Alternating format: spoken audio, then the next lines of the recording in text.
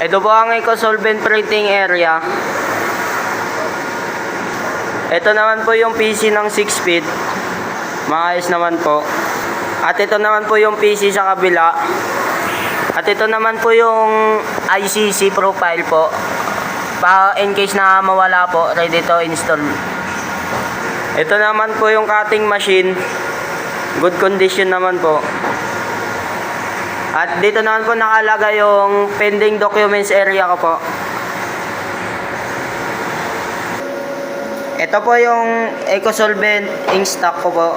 May label naman po siya at nakalagay naman po siya sa tamang lagayan.